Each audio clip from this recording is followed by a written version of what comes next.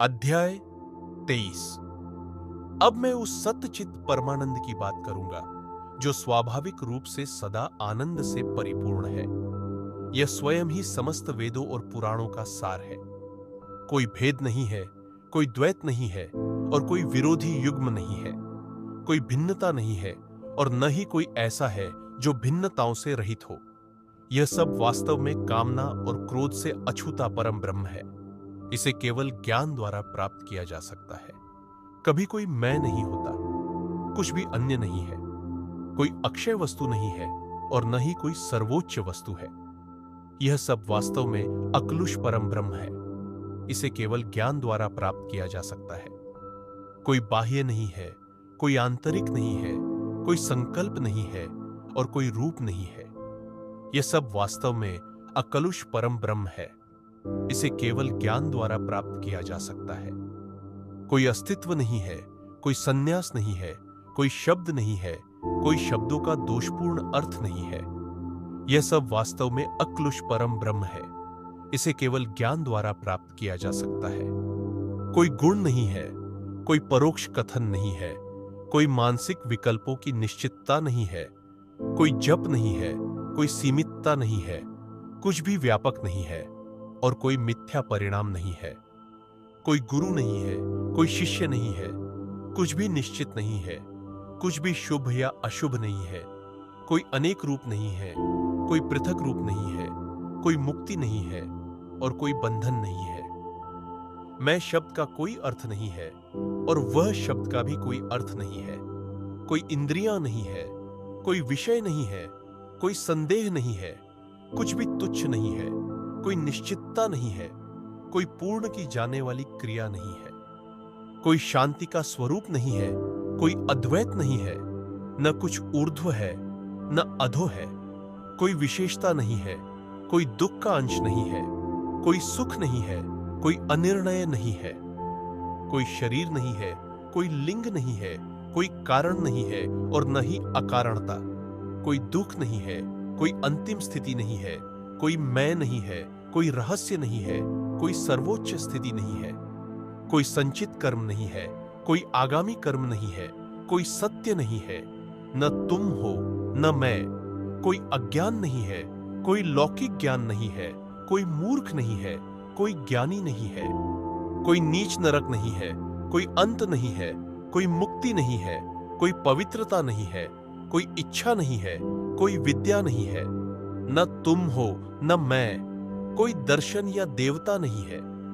कोई शुभ या अशुभ का संकेत नहीं है।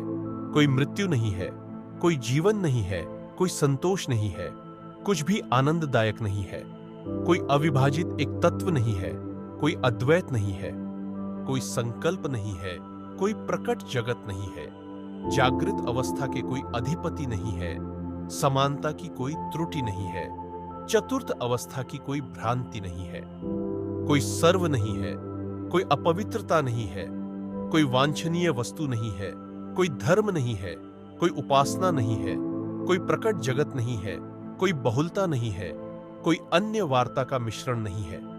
कोई सत्संग नहीं है न ही असत्संग। कोई ब्रह्मा नहीं है, कोई जिज्ञासा नहीं है, कोई प्रयास नहीं है, कोई वक्ता नहीं है, कोई स्नान नहीं है, कोई तीर्थ जल नहीं है। कोई पुण्य नहीं है, कोई पाप नहीं है, न कोई ऐसी क्रिया जो भ्रम का कारण बने, न अंतर्निहित प्रकृति से उत्पन्न कुछ, न बाह्य प्रकृति से, न देवताओं से कुछ। कहीं कोई जन्म या मृत्यु नहीं है, कोई जागृत स्वप्न या सुषुप्ति अवस्था नहीं है। कोई पृथ्वी नहीं है, कोई अधोलोक नहीं है, कोई विजय या पराजय नहीं है। कोई दुर्बलता नहीं है, कोई भय नहीं है, कोई इच्छा या त्वरित मृत्यु नहीं है, कुछ भी अकल्पनीय नहीं है। कोई दोषी व्यक्ति नहीं है, वेदों या शास्त्रों की कोई भ्रांति नहीं है। कोई सात्विक अवस्था नहीं है, कोई राजसिक अवस्था नहीं है, कोई तामसिक अवस्था नहीं है। ऐसे कोई गुण नहीं है, कोई शैव नहीं है, कोई वेदांत नहीं है। इनका कोई अध्ययन नहीं है, न इनका चिंतन। कोई बंधन नहीं है, कोई मुक्ति नहीं है, कोई महावाक्य नहीं है, कोई स्त्री रूप नहीं है, कोई पुरुष रूप नहीं है, कोई नपुंसक रूप नहीं है, कोई स्थायी स्थिति नहीं है, कोई स्तुति नहीं है, कोई निंदा नहीं है, कोई प्रशंसा नहीं है, कोई स्तोत्र नहीं है, कोई सांसारिकता नहीं है, कोई धार्मिकता नहीं है, कोई शास्त्र नहीं है, कोई आज्ञा नहीं है, कोई पान नहीं है, कोई उपवास नहीं है, इनमें से कुछ भी नहीं है, कोई हर्ष नहीं है, कोई उल्लासपूर्ण उत्सव नहीं है, कोई मनोवृत्तियां या उनका अभाव नहीं है, कोई वंश परंपरा नहीं है, कोई नाम नहीं है, कोई रूप नहीं है, कुछ भी उत्कृष्ट नहीं है, कुछ भी नीच नहीं है, कोई आशीर्वाद या शाप नहीं है, कोई पवित्रता या अपवित्रता का नाश नहीं है, कोई आत्मा नहीं है, कोई मन का नियंत्रण नहीं है, कोई शांति का आवाहन नहीं है, कोई शांति नहीं है, कोई मन का संयम और इंद्रिय निग्रह नहीं है, कोई खेल नहीं है, कोई अस्तित्व की अवस्थाएं नहीं है, कोई विकार नहीं है, कोई दोष नहीं है, कुछ भी नहीं। न ये कि मैं कहाँ हूं, न ये कि जिसे माया कहा जाता है। माया का कोई परिणाम नहीं है, कोई धर्म नहीं है, धर्म का कोई पालन नहीं है, कोई युवावस्था नहीं है, कोई बाल्यावस्था नहीं है, कोई वृद्धावस्था नहीं है, कोई मृत्यु या उसके समान कुछ नहीं है, कोई संबंधी नहीं है, कोई असंबंधी नहीं है, कोई मित्र नहीं है, कोई भाई नहीं है, कोई सब नहीं है, कोई कुछ नहीं है, कोई ब्रह्मा या विष्णु या शिव नहीं है, 8 दिशाओं के कोई रक्षक नहीं है, कोई जागृत स्थिति का वैश्वानर अनुभव करता नहीं है, कोई सुषुप्ति अवस्था का हिरण्यगर्भ अनुभव करता नहीं है, कोई चतुर्थ स्थिति नहीं है और कोई ब्राह्मण, क्षत्रिय या अत्यंत विद्वान नहीं है। यह सब वास्तव में परम ब्रह्म है, जो दुख रहित ज्ञानामृत है। कोई फिर प्रकट होने वाला नहीं है, न कोई पीछे चलने वाला, कोई पुनः घटने वाली घटना नहीं है, समय की कोई छाप नहीं है, कोई मैं नहीं है, कोई वार्ता का कारण नहीं है, कुछ भी ऊपर नहीं है, कोई आंतरिक साधन, मन, बुद्धि, अहंकार, चित्त नहीं है, केवल चैतन्य की कोई वार्ता नहीं है, कोई द्वैत नहीं है कि मैं ब्रह्म हूं, कोई द्वैत नहीं कि मैं केवल चैतन्य हूं, कोई अन्नमय कोश नहीं है, कोई प्राणमय या मनोमय कोश नहीं है, कोई विज्ञानमय कोश नहीं है, कोई आनंदमय कोश नहीं है, कुछ भी ज्ञान स्वरूप नहीं है, कुछ भी झेय नहीं है, कोई उपदेश नहीं है, ये सब भ्रांति है।